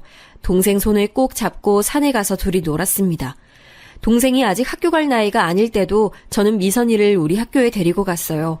지금은 전혀 상상도 하지 못할 텐데 그 시절엔 가능했습니다. 그리고 또 우리 학교가 분교라 전교생이 10명도 되지 않았거든요. 워낙 작은 학교고 동생도 그 학교에 입학할 거라 선생님은 흔쾌히 동생을 데려오라고 하셨어요. 그렇게 동생과 저는 서로가 인생의 전부였습니다. 아무래도 제가 나이가 더 많은 언니라서 동생을 유별나게 챙기긴 했어요. 저한테 미선이는 딸이나 다름없었고 미선이에게 저는 언니이자 엄마였거든요. 학교에서 친구가 장난스럽게 미선이를 놀리면 불같이 화를 내곤 했습니다. 미선이가 말을 제대로 하지 못하니 과보호는 더 심해졌어요. 선생님, 우리 미선이 숙제 뭐예요? 제가 옆에서 도와줄게요. 아유, 미선이는 언니 없으면 어떡해? 지선아, 미선이 내일까지 이거 해야 돼. 집에 가서 봐줘. 숙제도 제가 나서서 선생님에게 물어보며 챙겼습니다. 그때는 미선이가 길을 걷다 넘어져도 너무 속상했어요. 제가 대신 다쳐야 하는데 감히 동생을 다치게 했다는 죄책감이 들기도 했죠. 그런 제 맘을 아는지 미선이도 제가 자기 세상의 전부였습니다. 매일 밤 자기 전에는 미선이의 입을 트이게 하려고 얼마나 노력했는지 몰라요. 같이 교과서를 읽으며 육성으로 내뱉을 수 있도록 도왔습니다. 할머니가 시끄럽다고 자라고 해도 굴하지 않았어요. 가방, 책상, 학교, 선생님. 그렇지. 그렇게 내뱉는 거야. 알겠지? 내일 학교 가서 동석이랑 선생님 앞에서 말해보자. 잘했어. 제 노력이 통했던 건지 실제로 미선이는 중학교를 입학할 때쯤엔 말문이 트였습니다. 그래도 소심한 성격은 변하지 않았어요. 저는 미선이를 지키기 위해 강제적으로 활발한 성격이 됐습니다. 어디 가서도 기죽지 않으려고 노력했어요. 할머니와 사는 것도 점점 적응되고 있었습니다. 그런데 제가 중학교 3학년이던 16살 때 할머니가 돌아가시게 되셨어요. 그전부터 할머니는 피를 많이 토하셨습니다. 그래서 제가 할머니를 모시고 읍내까지 가서 병원에 모셔다 드리기도 했죠. 거기서 의사 선생님은 그저 나이가 많이 드셔서 그런 거라고 설명하셨어요. 아무리 할머니가 잔소리가 심해도 반찬을 나물밖에 해주지 않아도 틈만 나면 우리 엄마를 욕해도 그래도 같이 살았다는 정이라는 게 있잖아요. 오갈 곳 없던 우리 자매를 거둔 고마운 분이기도 하셨고요. 그런데 할머니가 아프다니까 얼마나 속상했는지 모릅니다. 그렇게 할머니는 노환으로 집에서 잠드신 상태로 돌아가셨습니다. 친척이 없으니 장례식장은 매우 횡했어요. 그래도 부모님 장례식 때는 이웃들이 많이 오셨는데 할머니는 워낙 시골이기도 하고 남들과 어울리는 분이 아니셔서 빈소가 초라했어요. 문제는 그때부터였습니다. 초라하고 횡한 빈소는 아무 문제가 아니었어요. 지쳐 잠든 미선이를 보며 저는 막막한 앞날에 대해 걱정했습니다. 현실적으로 이제 어떻게 살지 걱정되어 잠도 오지 않았어요. 사실 할머니와 살던 곳이 너무 시골이라 고등학교가 있지도 않았거든요. 그래서 할머니는 제가 고등학교 갈 나이가 된다면 버스를 타고 1시간이 넘게 다녀야 한다고 말씀하셨어요. 저는 절대 미선이와 둘이 살며 그럴 수 없다고 생각했죠. 그래서 아예 고등학교에 입학하지도 않았습니다. 현실적으로 당장 살아갈 돈이 없어서 돈도 벌어야 했고요. 할머니가 남긴 재산은 집 한 채가 전부였어요. 할머니는 보통 남의 밭에서 일하고 일당을 받으셨습니다. 그런데 저는 밭일을 해본 적도 없으니 막막했어요. 집에 와서 텅 빈 집을 바라보며 막막함에 눈물도 나오지 않았습니다. 그때 그리고 결심했어요. 그냥 내 인생은 미선이를 위해 살아야겠다고요. 그리고 아주 무모한 선택도 했는데 무작정 미선이의 손을 잡고 서울로 올라갔어요. 어린 나이여도 거기서 계속 살 수는 없다는 생각이 들었거든요. 저는 책임감 때문에 내가 고등학교에 가지 않는 건 허용해도 미선이가 고등학교에 가지 않는 것은 진짜 상상하기도 싫었습니다. 그래서 무작정 서울로 올라왔어요. 아직도 서울로 올라가던 기차 안이 생생합니다. 처음 하는 일이라 심장이 매우 쿵쾅거렸어요. 그래도 동생의 손을 잡고 묻고 물어 서울에 도착했습니다. 할머니가 옷장 안에 숨겨놓으신 돈을 털고 털어 겨우 고시원에 들어갈 수 있었어요. 둘이 한 방에 있는 것은 안 된다고 했는데 제가 사정을 했습니다. 저희 고아예요. 부모님은 어릴 때 돌아가셨고 키워주셨던 할머니도 돌아가셨어요. 한 달이 지나면 제가 돈 벌어서 꼭 2방 얻을게요. 제발요. 사장님은 사정이 딱하다며 허락하셨어요. 그리고 저는 혼자 미선이의 손을 잡고 전학을 시켰습니다. 지금 생각하면 어떻게 그럴 수 있었을까 싶어요. 무식하면 용감하다는 말이 그때의 저를 설명할 수 있습니다. 부모님은 안 계시니? 네, 제가 미선이 언니이자 엄마예요. 무슨 일 있으시면 다 저한테 말씀하세요. 학교에 갔더니 선생님은 당황하셨어요. 언니라고 해봤자 미성년자였으니까요. 그래도 저는 아주 당당했습니다. 소심한 미선이가 적응할 수 있게 도와달라고 부탁까지 하고 돌아왔죠. 그리고 바로 일을 구했습니다. 마음 같아선 공장에 가서 일하고 싶었는데 그러면 미선이를 돌볼 수가 없었어요. 그래서 고시원 바로 밑에 있는 고깃집에 무작정 찾아가서 일하게 해달라고 했습니다. 사장님은 당황하셨는데 제가 너무 절박해 보였는지 허락하셨어요. 그렇게 고깃집에서 일하며 동네를 돌아다니면서 분식집에서도 일하게 됐습니다. 하루도 쉰 날이 없어요. 겨우 시간이 나면 미선이를 데리고 시장을 돌아다니며 맛있는 것을 사줬습니다. 저는 똑같은 옷을 입어도 미선이는 부모 없는 티가 나면 안 됐어요. 그래서 시장에 가서 예쁜 옷을 사서 미선이를 입히기도 했죠. 그런 제가 안쓰러웠는지 미선이는 학교에 적응을 잘했습니다. 제가 본인 걱정을 종일 하는 것을 본인이 아는지 최선을 다하더라고요. 부모님이 돌아가시고 충격에 함구증까지 걸렸으면서 어느덧 반장까지 하는 모습을 보고 얼마나 뿌듯했는지 모릅니다. 이제 보통 사람처럼 말도 잘해서 더 뿌듯했어요. 번 돈은 미선이의 옷과 먹는 것을 제외하고 절대 쓰지 않았어요. 특히 저를 위한 투자는 할 생각도 들지 않았습니다. 그렇게 돈을 모아 고시원 생활을 마무리하고 단칸방을 하나 얻게 됐어요. 반지하도 아닌 아예 지하에 있는 방이었는데 그래도 좋았습니다. 해가 들지 않아도 이렇게 우리가 같이 있다는 것에 의의를 두었죠. 언니, 고마워. 나 언니가 이렇게 고생하는 거, 나 때문인 거 다 알아. 내가 평생에 걸쳐 갚을게. 갚을 필요 없어. 우리는 서로 인생에서 우리밖에 없으니까 이렇게 의지하며 살자. 미선이와 저는 서로를 그렇게 의지하며 버텼습니다. 저는 제 인생을 오로지 동생에게 투자하려고 마음을 먹었으니 미선이가 꼭 대학에 가길 원했어요. 대학에 가면 등록금이 필요하니 돈을 악착같이 저축했습니다. 모아도 돈이 부족해 보였어요. 그래서 이미 하는 일에 추가로 더할 일이 없나 알아봤습니다. 그러다 시장에 갔더니 어떤 국밥집에서 사람을 구하더라고요. 바로 들어가서 물어보니 당장 내일부터 나와달라고 했습니다. 그렇게 아르바이트는 시간을 조절해서 일을 하나 더 늘렸어요. 예, 저기 가서 주문 받아. 아우, 3번 테이블 나갔어? 아우, 왜 이렇게 손이 느려? 아르바이트 많이 했대서 뽑았더니 사기당했네. 죄송합니다. 최대한 빨리 움직일게요. 국밥집 사장님은 제가 손이 느리고 답답하다고 항상 뭐라고 하셨습니다. 하지만 저는 진짜 억울했어요. 제가 가게에서 제일 열심히 움직이고 있었거든요. 그리고 다른 가게에서는 사장님들이 저처럼 손 빠른 친구는 처음 본다고 하실 정도로 제가 일머리는 있었습니다. 하지만 고등학교도 졸업하지 못한 제가 일할 수 있는 곳은 많지 않았어요. 그래서 울며 겨자 먹기로 일했습니다. 일이 힘들어도 끝나고 간식을 사서 집에 가면 미선이가 웃는 얼굴로 맞아줬거든요. 그러던 어느 날 국밥집에서 일하는데 누가 자꾸 제 옆을 따라다녔습니다. 처음엔 누구지 싶었는데 알고 봤더니 사장님 아들이더라고요. 나이는 저보다 4살 많았고 사장님과 다르게 웃는 인상이었습니다. 우리 엄마 성격 진짜 이상하죠? 집안 식구들도 그래서 엄마가 저러면 일부러 안 들리는 척해요. 너무 속상해하지 마요. 아니에요. 괜찮아요. 감사합니다. 아, 근데 오늘 일 끝나고 일정 있어요? 같이 뭐 밥이라도 먹을래요?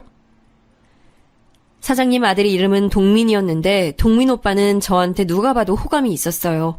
다만 사장님 눈치가 보였는지 은근히 다가왔죠. 그래서 저희는 비밀 아닌 비밀 연애를 시작했습니다.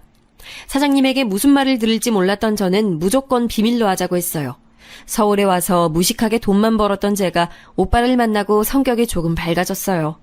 돈만 버는 기계처럼 학교에 가지도 못하고 돈을 벌었던 제가 처음으로 새 옷을 사기도 했습니다. 그 모습을 보고 미선이는 자기 일처럼 좋아했어요. 그리고 무엇보다 동민 오빠를 만났던 이유는 바로 미선이에게도 잘해줬어요. 오빠는 대학생이었는데 미선이의 공부를 봐주기도 했습니다. 무거운 것을 들어주고 집에 문제가 있으면 다 해결해주는 오빠를 보고 사랑에 빠지게 됐죠. 미성년자 둘이 사는 게 쉽지 않았는데 오빠 덕분에 위기를 넘긴 적이 한두 번이 아니었습니다. 자연스럽게 저는 남자친구에게 많이 의지하게 됐어요. 그렇게 사장님 몰래 연애하는데 확실히 연애를 시작하니 일을 해도 많이 힘들지 않았습니다. 몇 년의 시간이 흐르고 미선이는 고등학교를 졸업하고 대학에 입학하게 됐어요. 그러면서 대학 등록금도 장학금을 받고 입학했습니다. 다만 장학금 때문에 미선이는 지방으로 내려가야 했죠. 저는 동생과 떨어지기 싫어서 저도 같이 내려가려 했습니다. 그런데 미선이가 이렇게 말했어요. 언니, 그동안 언니가 나를 위해서 희생한 거 알아. 이제 언니 인생 살아야지. 나도 성인이고 이제 스스로 인생 살아보도록 노력할게. 언니는 동민 오빠도 있는데 서울에 계속 있어. 그래도 되는 거야? 언닌 네가 걱정돼. 가서 적응은 잘할 수 있겠어? 언니는 내 나이 때 혼자 아르바이트하고 집도 구하고 다 했으면서 왜 그래. 난 언니한테 고맙고 미안한 맘뿐이야. 마냥 어린아이처럼 느껴지던 미선이는 어느새 다 큰 어른이 되어 있었습니다. 어차피 전액 장학금을 받았고 기숙사까지 있던 터라 저는 미선이의 의견을 존중했어요. 등록금 내라고 모아놓은 돈을 줬더니 미선이는 거절했습니다. 동민 오빠와 결혼하게 되면 쓰라고 했어요. 그때까지도 저는 오빠와 내가 결혼할 수 있을까 생각했습니다. 왜냐하면 저는 고아에다 고등학교도 졸업하지 못했으니까요. 이런 제 맘을 아는 건지 남자친구는 저에게 검정고시를 제안했어요. 미선이가 지방으로 내려가고 외로웠던 저는 남자친구에게 의존했기 때문에 같이 공부하기 시작했습니다. 그렇게 고등학교 졸업장도 생겼어요. 그때는 남자친구가 없으면 안 될 것 같았습니다. 그러다 사장님에게 우리 사이를 들키기도 했어요. 당연히 반응은 좋지 않았습니다. 일하라고 뽑아놨더니 남의 집 귀한 아들을 꼬셔? 네가 그러고도 사람이야? 어디서 우리 아들을 넘봐? 분수를 알아야지! 엄마, 내가 지선이 보고 만나자고 했어요. 그만하세요. 뭐? 아유, 머리야. 둘 다 꼴도 보기 싫어. 당장 나가! 너! 내일부터 가게 나오지 마! 예상대로 사장님은 불같이 화를 내셨어요. 하지만 이것도 예상한 반응이라 괜찮았습니다. 그때는 화를 내는 사장님이 밉지도 않았어요. 그냥 다른 생각은 들지 않았고 남자친구가 옆에 있으니 좋았습니다. 국밥집에서 쫓겨나도 마냥 행복했어요.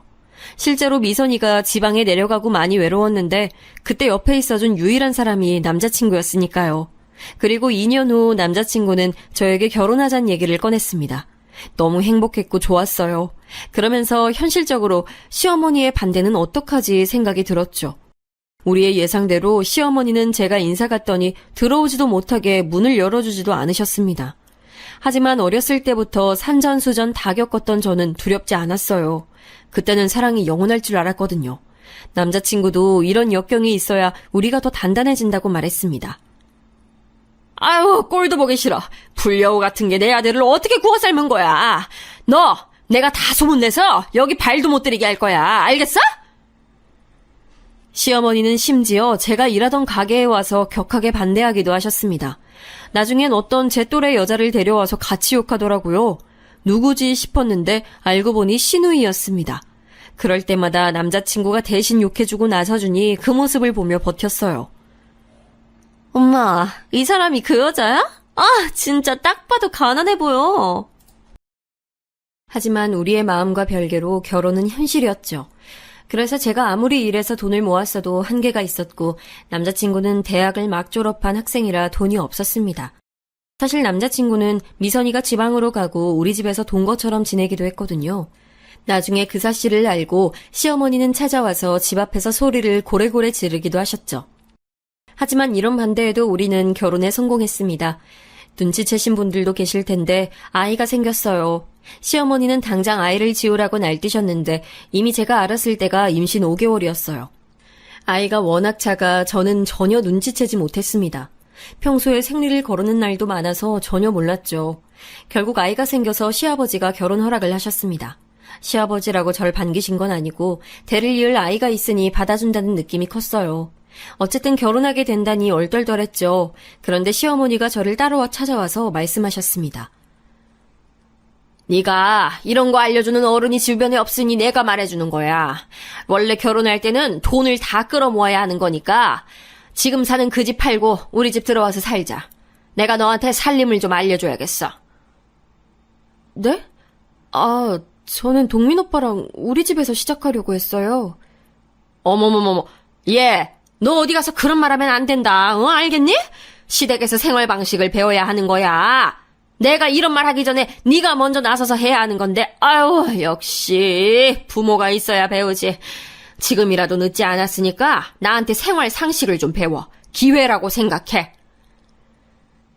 시어머니는 저를 찾아와서 시댁에 들어와서 사는 것을 강요하셨어요. 그러면서 모은 돈을 다 내놓으라 했습니다. 그때는 제 나이가 너무 어렸고 또 가방끈도 짧으니 그게 맞는 건 줄 알았어요. 그래서 어차피 아이도 낳을 거고 그러면 시부모님 도움을 받을 날이 많을 것 같으니 시댁에 들어가서 살자고 결정했습니다. 다만 걸리는 것이 있다면 미선이었어요. 미선이는 방학이면 서울에 와서 저와 지냈는데 갑자기 집이 없어지는 거잖아요. 그래서 조금 망설였는데 동생은 괜찮다며 오히려 저에게 말했습니다. 나는 언니가 시댁에 책 잡히지 않았으면 좋겠어. 이왕 하는 결혼인데 최대한 좋은 방향으로 가자.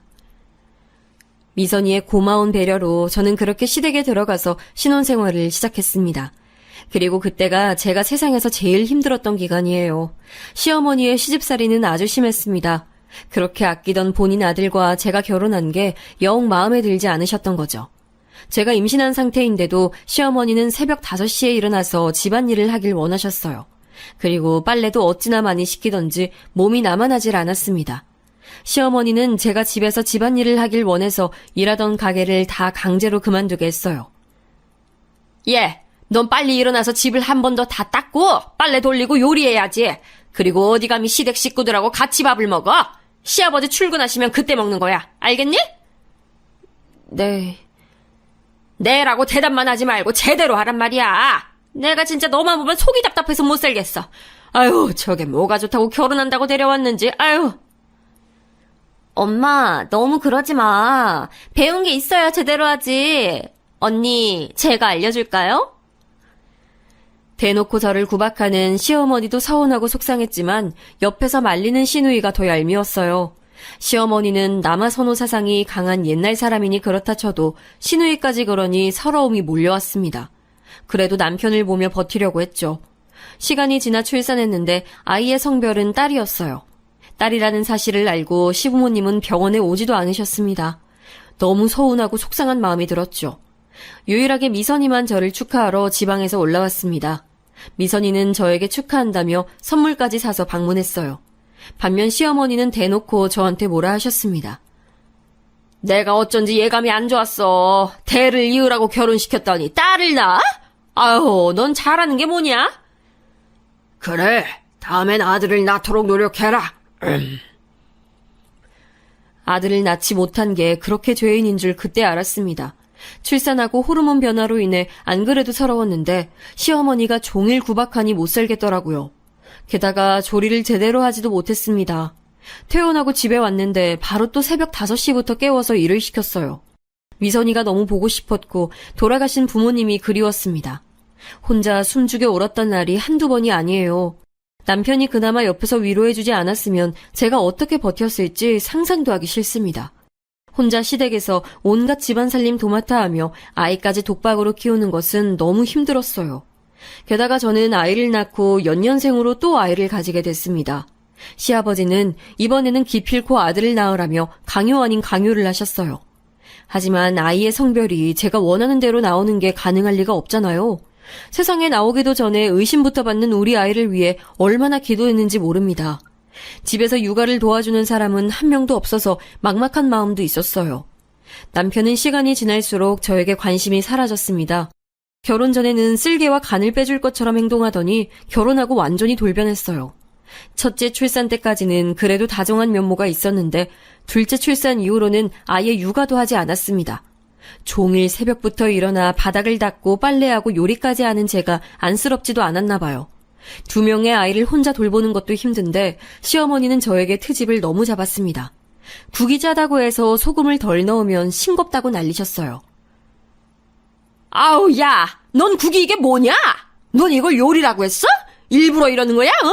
불만 있으면 말을 해. 이렇게 싱거운 걸 누구 먹으라고 한 거야? 어머니, 아니에요. 제가 아까 애들 돌보면서 끓여서 그런가 봐요. 소금 더 넣을까요? 애는 너 혼자 키워? 난 너보다 더 했어. 어디서 말대꾸야? 애초에 잘하면 되잖아. 제가 아무리 변명해도 시어머니는 말대꾸라며 절 싫어하셨어요. 심지어 두 딸이 노는 것도 보기 싫었는지 우리 딸들은 거실로 나오지도 못했습니다. 제 얼굴만 보면 아들 타령을 하도 해서 제 이름이 아들인 줄 알았어요. 설상가상으로 남편은 이때부터 밖으로 나들기 시작했습니다. 심지어 제가 들고 온 돈으로 도박까지 해서 다 날려버렸어요. 저는 시댁에서 살다 남편이 벌어온 돈을 모아 독립할 예정이었는데 아예 원점으로 돌아가 버렸죠. 이렇게 힘든 상황에서도 제가 시댁에서 계속 버텼던 이유는 바로 동생 때문이었습니다. 언니, 괜찮지? 난 친구들이 시집살이 심하다고 할 때마다 언니 생각나. 언니가 행복했으면 좋겠어. 미선아, 언니 괜찮아. 다들 나한테 잘해주셔. 걱정하지 말고 대학에서 적응 잘해. 이미 잘하는 것 같아서 기분 좋다. 남자친구도 사귀고 있지? 예, 그럼. 나도 언니 이제 진정한 어른이 된 것 같아. 언니 덕분에 이렇게 살 수 있는 거야. 고마워. 시댁 식구들이 잘해준다니까 너무 다행이다. 난 언니가 행복하면 나도 기뻐. 미선이와 연락은 꾸준히 했는데 그럴 때마다 미선이는 제 행복을 물어봤어요. 그때는 행복하지 않아도 행복한 척을 해야 한다고 생각했죠. 제 동생이 원하는 방향이라면 그게 맞다 생각했거든요. 그래서 일부러 더 행복한 척을 했습니다. 그리고 현실적으로 남편이 미선이가 기숙사에서 나가서 방을 얻을 때 보증금을 지원해주기도 했고요. 이렇게 받은 게 있으니 제가 대놓고 얘기하지 못했습니다. 물론 집에선 종일 구박받고 아이들 육아에 힘들고 시누이의 얄미움 때문에 괴로웠지만요. 남편의 도박은 날이 갈수록 심해졌습니다. 심지어 본인의 월급을 미리 받아 도박에 쓰기도 했어요. 한심했고 내가 왜 이런 사람과 결혼했지 후회도 됐습니다. 하지만 동생의 시선도 그렇고 무엇보다 두 딸 때문에 밖으로 나갈 수가 없었어요. 시댁을 나가면 당장 길거리에 아이들을 데리고 나가야 하는데 너무 막막했습니다.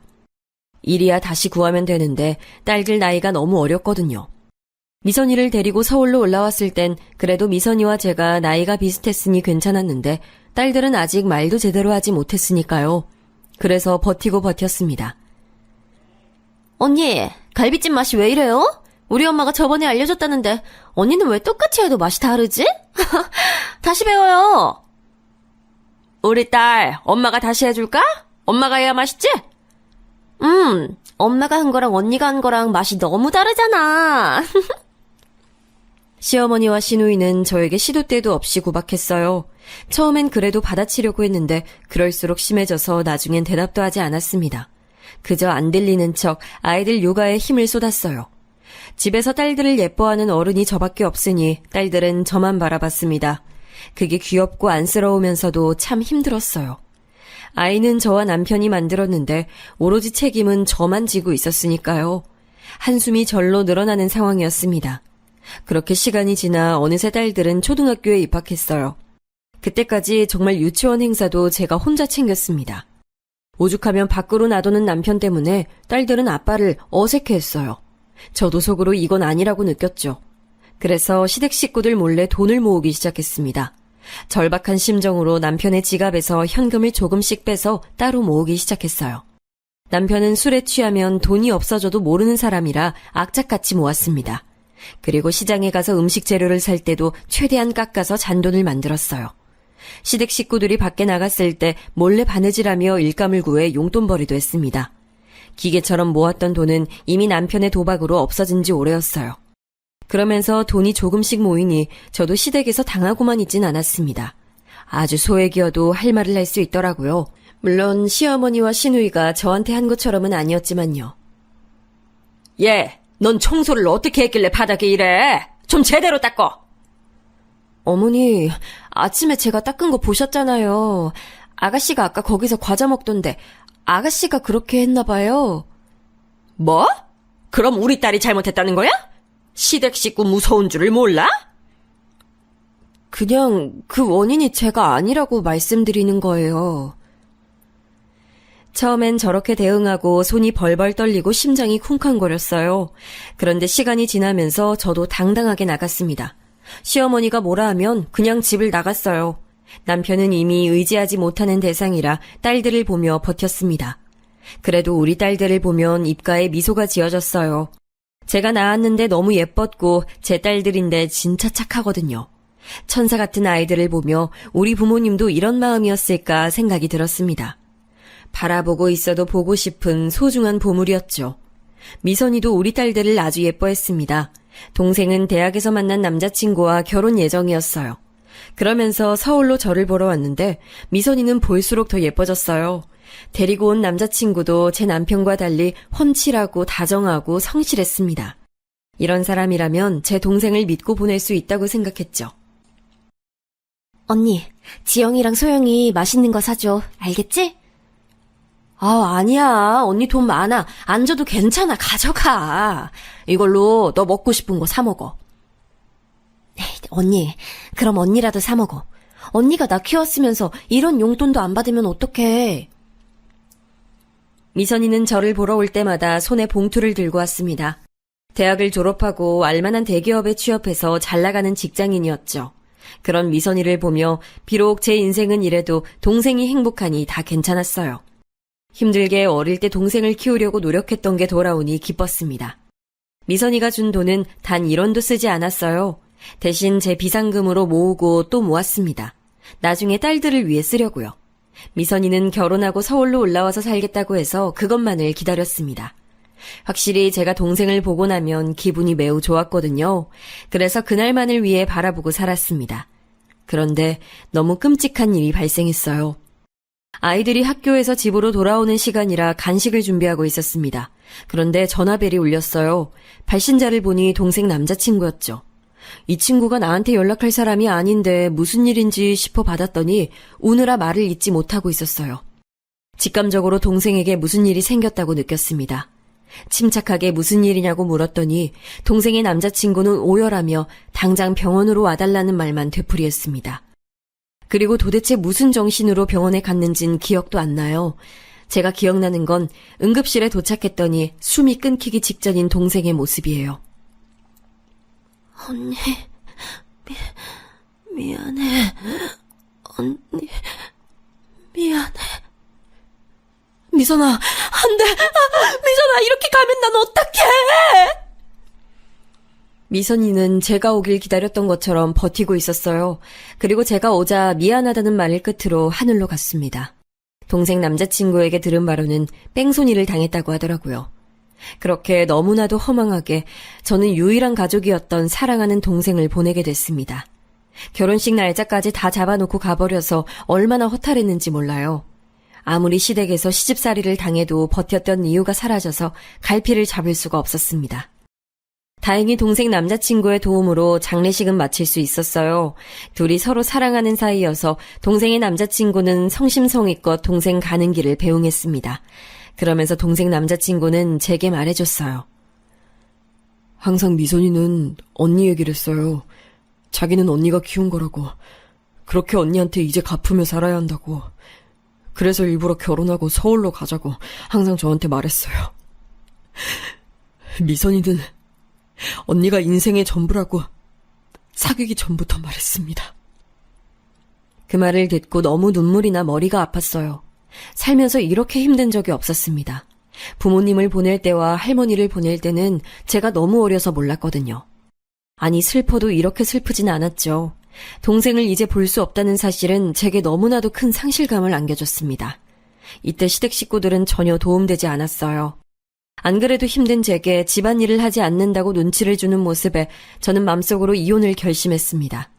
딸들도 이제 어느 정도 컸으니 그동안 생각만 하던 것을 현실로 옮길 기회라고 생각했죠. 그리고 그 결정의 결정적인 한 방은 바로 시어머니였어요. 동생은 뺑소니를 당해서 가해자에게 보상금을 받게 됐습니다. 사실 가해자를 용서할 마음은 전혀 없었어요. 제 인생의 전부를 가져간 사람에게 용서란 없다고 생각했습니다. 그런데 가해자는 저를 보자마자 무릎을 꿇고 죄송하다고 빌었어요. 그러면서 1억의 보상금을 주겠다고 했습니다. 마음 같아선 그 1억 내가 개같이 벌어서 줄 테니 내 동생을 데려오라고 하고 싶었죠. 하지만 현실은 미선이는 제가 어떤 행동을 하더라도 돌아오지 못하니까요. 동생 남자친구는 저에게 그 1억을 다 줬습니다. 저는 그 친구에게 아직도 고마워요. 외모도 속도 좋은 청년이라 좋은 여자 만나서 다 잊고 행복하게 살라고 해줬습니다. 간 사람은 갔으니 본인은 본인 인생 살라고 했어요. 그리고 저는 다시 시댁으로 돌아와 일상으로 복귀했습니다. 그런데 시어머니가 은근히 제 동생 보상금에 대해 궁금해하더라고요. 저는 1억을 받았다는 말을 절대 하지 않으려고 했습니다. 남편이 다른 것도 아니고 도박으로 인해 사고란 사고는 다 치고 다녔으니까요. 그 과정에서 우리 부부와 딸들이 독립하지 못했던 근본적인 원인도 있었습니다. 그래서 보상금에 대해 말하지 않고 있었는데 원래 이런 것은 타인에 의해 알게 되잖아요. 합의 과정에서 가해자가 시댁으로 찾아오게 됐습니다. 제가 연락을 받지 않는다고 경찰 조사에서 불리했는지 절 찾아왔어요. 저는 일부러 가해자 연락을 안 받은 게 아니고 현실적으로 너무 바빴습니다. 제 유일한 가족인 동생을 잃은 것도 가슴 아프고 살기 어려운데 장례 절차가 끝나고도 할 게 너무 많았거든요. 또 하나뿐인 동생이라 최대한 좋게 보내주고 싶은 언니의 마음이었습니다. 그래서 정신이 너무 없었어요. 와중에 아이들도 챙겨야 하고 시댁 일도 있으니 몸이 2개여도 버티기 힘들었을 거랍니다. 그런데 가해자는 본인도 급하니까 무작정 시댁을 찾아왔더라고요. 그래서 그때 시어머니가 보상금에 대한 존재를 알게 됐습니다. 얘, 넌 돈이 생겼으면 말을 해야지. 혼자만 알고 있니? 제 동생 목숨값이라 저만 알아도 되지 않나요? 어머머, 넌 무슨 말을 그렇게 하니? 아유, 됐고 그 돈 우리 연희 결혼 자금으로 쓰자. 마침 아파트 좋은 곳 알아보고 있었거든. 그게 지금 무슨 말씀이세요? 제 동생 사고 나서 받은 보상금인데요. 그걸 왜 아가씨 결혼 자금으로 써요? 이제껏 먹여주고 재워줬더니 뭔 소리야. 당연히 보태야지. 아유, 이래서 검은 머리 짐승은 드리는 게 아니라더니 은혜를 이런 식으로 갚아? 어? 제가 무료로 얹혀 살았어요? 여기서 지금 10년째 혼자 집안일 다 했어요. 그것도 매일 새벽 5시에 일어나서 죽어라 이랬는데 이제 뭐요? 저 절대 제 동생 목숨값 못 줘요. 결혼하고 처음으로 시어머니에게 소리를 지른 날이에요. 제가 큰 소리를 내니 딸들은 덩달아 울기 시작했습니다. 아무리 생각해도 시어머니가 사람이 아닌 것 같았죠. 그렇게 시댁에서 10년을 살림해도 돌아오는 건 목숨값 내놓으라는 말이라니요. 시어머니한테 큰 소리치며 말하고 있으니 방에서 아가씨가 나오더라고요. 언니, 집 떠나가겠어요. 왜 그렇게 우리 엄마한테 바락바락 대들어요? 그리고 들어보니까 돈 많이 받았던데. 가족끼리 왜 그래요? 야박하네? 가족? 우리가 가족인가? 나는 그거 처음 알았네요. 어머, 그럼 가족이죠. 가족끼리는 이렇게 돕고 사는 거예요. 언니가 고아라서 몰랐나 본데. 뭐? 야, 너 말 잘했어. 고아? 너는 있는 부모가 왜 저 모양이야? 저는 그동안 꾹꾹 눌러왔던 게 터지는 느낌이 들었습니다. 순간 너무 화가 나서 저도 저를 통제하지 못했어요. 아무리 참으려고 해도 참을 수 없었죠. 신우에게 달려가 미친 듯이 쏘아댔습니다. 말리는 시어머니를 내동댕이치고 바로 안방으로 들어갔어요. 그동안 혹시 몰라서 모아놓았던 옷가방을 꺼냈습니다. 거기 안에는 제가 남몰래 모은 돈이 가득 들어 있었죠. 우리 딸들을 데리고 시댁을 나가는데 시어머니가 그런 저를 막더라고요. 너 지금 제정신이야? 이대로 돈 안 주면 다신 볼 생각하지 마. 이렇게 나가면 너 이혼이야? 야, 이 망할 인간아. 내가 할 말이다. 이혼해. 네 아들 안 볼 거야. 평생 도박 중독자 데리고 살아. 인간 같지도 않은 놈 어디 남 부끄러워서 데리고 다니겠어? 뭐? 너 말 다 했어? 이게 진짜 미쳤나? 그래, 나 미쳤어. 이혼 서류 보낼 테니까 그거나 잘 받아. 얘들아, 가자. 그리고 저는 진짜 시댁을 나와서 이혼 전문 변호사와 상담하고 이혼 진행을 하게 됐습니다. 이 과정에서 제가 아무것도 모르니 동생 남자친구가 많은 도움을 줬어요. 침착하게 그동안 모은 돈으로 단칸방을 구해서 딸들과 지냈습니다.